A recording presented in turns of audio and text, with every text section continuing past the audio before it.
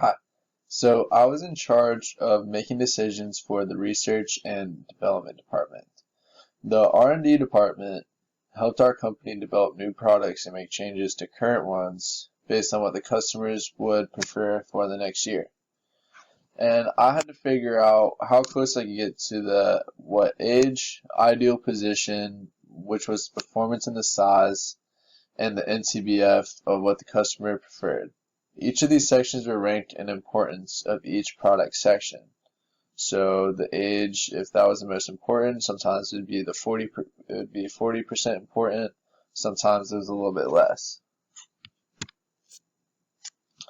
And I used the Capstone Courier. It was my favorite and most helpful resource when deciding what size and performance I would input when making our round decisions. So as you can see, the report would show which criteria is the most important to the customers. And here's a little example. It shows the MTBF is the most important, and that's at a factor of 43%. So when making my decisions, I had to decide if I want to make sure the MTBF is going to be exactly in that range, or sometimes I have to sacrifice the age or the ideal position. And for if I was doing at round 0, then I was going to make sure that the MTBF was in that range since that is the most important. I would then look back at the industry conditions report. I would find what the drift rate is for each segment and then either add or subtract the drift rate to the target performance and size for the next round. And that's how I came up with for the position and size. Sometimes I wouldn't input the exact number depending on the importance to the consumer. So if I go back, you can see if I had to sacrifice the position or the size, then I might have to, because that's only 29% of the importance and the 43% would be for the NTBF. My department relied on the decisions of the price set for our products, and that was made by the marketing department. So if I go back one more time, you can see price down there and have an importance of 19%. I do not make the decision on what the price is going to be. That is left to the marketing department. And so I had to communicate with them, say sometimes the price would be the most important. So the price could have been at the 43% importance, but I don't get to pick that at all. So I have to make the decisions for the other spots and then tell my marketing department, hey, it's very important that you make this certain price range for our product in this segment for this round. It also affected the finance department because the decisions I would make would be very costly sometimes. That's it. The role of marketing varies depending on the industry and company. It is a mix of activities including advertising, public relations, and salesmanship. For our sensor company, marketing is concerned with price, place, promotion, and sales forecasting. In order to initially come up with price for each segment, we used the customer buying criteria threshold. We started with the highest price of each segment and lowered as the contribution margin increased or decreased. Each round, we dropped the price by 50 cents. We did this because the manual says that customers are looking for a decrease in price every year of 50 cents, so we lowered them accordingly. To calculate sales forecasts, for each segment, each round, we took the previous year's potential market share times the growth segment. To determine the sales and promotion budget for rounds 1 through 3, we followed the manual. It says that awareness decays over time. You lose about 1/3 each year as customers forget the product. If your product had 60% awareness last year, this year it would fall to 40%. If you spent $0 to promote the product, your first $1 million increase awareness, about 26%. The second million adds another 18%, and the third million another 5%. So we spent $2 million initially until we reached 100% awareness, then lowered it to $1,400 to maintain that awareness. When deciding print, media, and mail budget, we found that each one impacts each segment differently. We decided to go high on the factors that impacted each segment more while not spending money on factors that would not create an impact. For example, web media does not impact traditional and low-end segment as much, so I went for no investment there, while it does very well for high-end and performance, so we decided to invest the highest, which is $500. For time allocation, we allocated more time to the segments that have the highest volume of sales, such as traditional and low-end, while not allocating as much in segments that have low demand. After round 3, we decided to keep sales and promotion constant for the rest of the rounds. Since we were spending the maximum in the segments that were more impacted, we decided to leave it at the maximum to maintain the level of awareness and accessibility we accomplished since the start. Hi, my name is Dylan Blanco, and today I'll be talking about human resources and total quality management.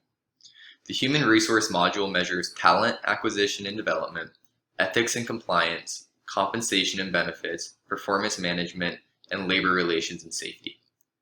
Managing recruiting and training is a top priority in this module, where you're asked to decide the amount of money you want to spend on recruiting and the number of hours spent on training. The scale that you can spend on recruiting ranges from $1 to $5 million, where there are diminishing returns after $5 million. For HR, we decided to hire employees at $5 million and 80 training hours, and we kept those numbers locked in for the entirety of the rounds. We did this because spending on recruiting and training produces higher productivity and lower turnover, and as a result, this reduces the need to hire more workers, which lowers labor costs per unit. Next, we're going to talk about TQM. TQM, which stands for Total Quality Management, describes a management approach to success through customer satisfaction. In a TQM effort, all members of a business work on improving processes, products, services, and the culture in which they work. In terms of Capsim, the key TQM module helps to reduce the cost of business operations, shorten the length of time required to complete research and development projects, and increase demand for products. The manual states that there's a threshold of $500,000 before an initiative starts to show return. So to ensure steady returns, you should state anywhere in the range of $500,000 to $2 million per round per initiative. But once you reach $4 million cumulative on any given initiative, you reach diminishing returns. With that being said, when TQM or Total Quality Management opened in round 3, we invested $2 million per initiative and then did the same in round 4. Once we reached our $4 million cap for each initiative, we stopped investing in Total Quality Management. By investing $2 million per round, we were able to make a better investment and see returns faster in spite of diminishing returns. Hello, I am Connor Miller. I was in charge of the finance department during our Capsim project. Before the rounds began, our team wanted to assure that we would have enough money to make expansions and would not need to be bailed out by Big Al with an emergency loan. The plan was to use current debt, long-term debt, or bonds, and to issue stocks to our stockholders. We issued long-term debts in rounds 1, 2, 3, 4, 6, and in round 7. We retired parts of these bonds in rounds 2, 4, and 6 in order to pay off some of our debt early. We decided to do that because in those couple of rounds we had some extra money and we figured we should go ahead and pay off the debt.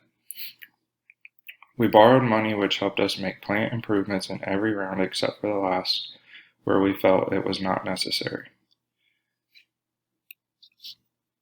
We also issued stocks in order to gain some extra capitals. In rounds 1, 2, 3, and 5 we issued stocks. We made sure to keep these stock prices up for the most parts. As you can see in rounds 2, 4, 6, and 8, we kept a close eye on how much each share was making. In round 2, we made $2.91 per share.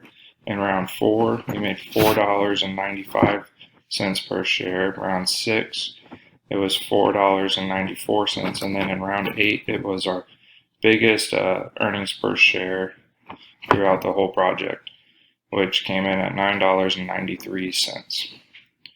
We wanted to make sure that we kept our stock prices up as well. So as you can see below, the earnings per share, the price per share went up in the same rounds that we had the really good rounds of the earning per share. So in round 2, we had a price per share of $39.86. In round 4, where the earnings per share went up to $4.95, our price went from $38.63 to $51.85. So a big jump there. Then, similar to the earnings per share, it went down in round 5, and same with the price share. Round 6, it was back up to $51.17. Then it went down again, but then in round 8, we finished strong and got our price per share up to $75.07.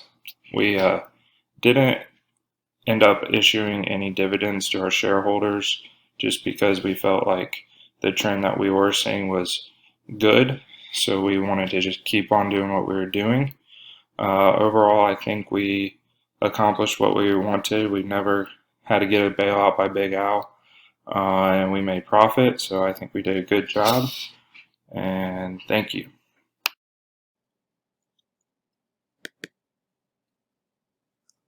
Hi, my name is Bethany, and I was in charge of the production department. So, what are the roles of the production department? The production department determines how many units will be manufactured during the year, as well as the buying and selling of the production line. So I was in charge of the production schedule, the buy-sell capacity, and new automation. It was very important for me to collaborate with the marketing and the finance department in order for me to make my decisions. The marketing department came up with a sales forecast, and I would use the inventory that we have on hand with the sales forecast in order for me to make my production schedule. Also, it was very important for me to collaborate with the finance department in order for them to tell me to sell at capacity or to scale back on production. The strategies that we were using going in was the broad differentiation strategy. I wanted to make sure that I was present in every market and to expand where there was a higher demand. Also, I wanted to make sure that my contribution margins are around 30% and that my plant utilization was at least 100% or higher, ideally around 150% to 200%. So, in rounds 1 through 4, that's exactly what we did. Our contribution margins was at 30%, even higher than 30%, and our plant utilization was higher than I expected, around 100, in some rounds 110%, up to 197%. We were present in every market, and we're making very good profit. Now, in production rounds 5 through 8 is where I kind of made some hiccups. In some of the rounds, I underestimated how much products that we would sell. So in some rounds and in some market segments, we ran out of inventory. Also, we took out a lot of emergency loans in these rounds, so we were going bankrupt. And some of the plant utilization was under 100%. In a few rounds, I saw that it was at 69%.